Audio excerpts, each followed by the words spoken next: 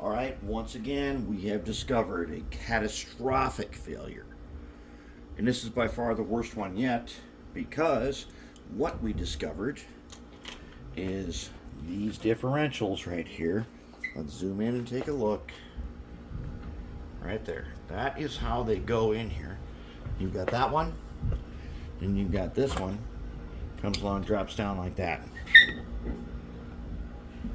Drops down just like that. So you got them two guys. And then there's a shaft here that connects the two. What we discovered, hey, thanks to Shadow for coming over, bringing us another big boy and doubling our work. But he did notice one thing that I had missed.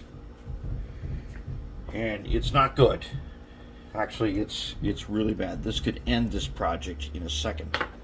So here's what we got. Let's get some glasses here and then let's take a look at this guy. All right, so here's the inside of a differential that is in here.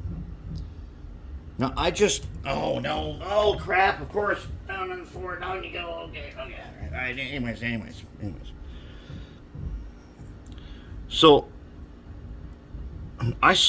weird thing is I saw this on eBay. Okay, so what you've got are these differentials, right? A differential, by differential, I mean you've got a gearbox that it's got a worm gear, and it's got this gear that goes down to a shaft down here that goes to another by way of one of these things that we thought we had lost one, but we found him. By way of that, it goes down there, and then goes to another worm gear that drives the wheel. And here's what we got. Okay, so this is the way it should look for this one, anyways. Well, we're gonna have to do some pound that out a little farther. That'll be fine. Okay, so but what the problem is this. Take this guy out. Take the worm gear out. Here is the shaft and its gear on it.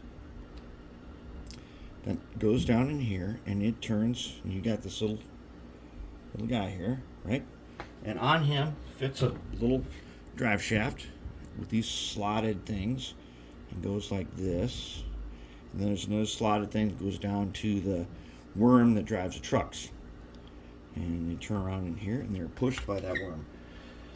Here's what I couldn't get it to work, and it wouldn't work until Shadow came over with some stuff, and he looked at it and like, wait a minute, this brass gear actually has a crack in it. See it right there, that line? The gear was cracked. So this gear was spinning round and round on this shaft, and that is a catastrophic, absolute total failure. So, after consulting every single source that I have, my one good friend, John from Washington, he said, we were talking about various ways we could keep that gear from spinning around the shaft and fixing the gear and everything. I went ahead and I did this. Now, what he had suggested was using some Loctite, not super glue, but the other Loctite stuff, the red stuff. But I didn't think that we could get it in here. This gear is a press fit. I didn't think I could get it in there. So what I went ahead and did is I went to the documentation for this gel. And I looked it up and everything. And so what you get with this gel, it's super glue. It is super glue. It's cyanoacrylate.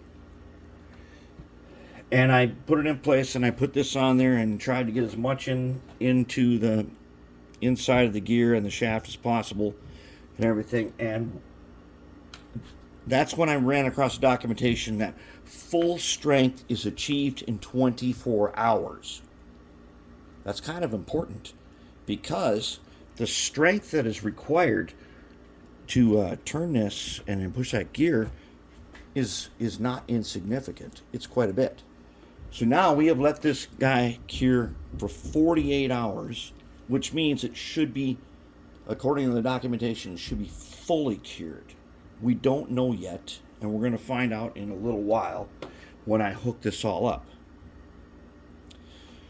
But so far, just testing this guy. Just hooking him up to the motor. We got the face ripper over here. We just hook him up to that guy, and then we give him a little bit of juice from our power supply. Give him a little juice. He turns. All right, he turns, but does he turn? But does that gear? Will that gear have enough strength and not slip around to actually turn this once we get it in here? We're going to find that out in a little while. But that is a total catastrophic failure, because without this gear being secured to this shaft, this locomotive's dead. There is no coming back from that unless you can find a way. And I thought about different ways of resistance soldering, hot air station, everything I could think of. And the one reason why you cannot solder this is because, check this out. This little guy here can only go in from the top, which means if you're going to even resistance solder this guy, he's going to be inside here, and his phosphor bronze bearing might heat up enough it might melt the gear housing. We can't do that. Soldering is out. It's a press fit, so whatever we use to bond this has got to be super strong in place and thin enough to grab on. So we're going to find out in a little while.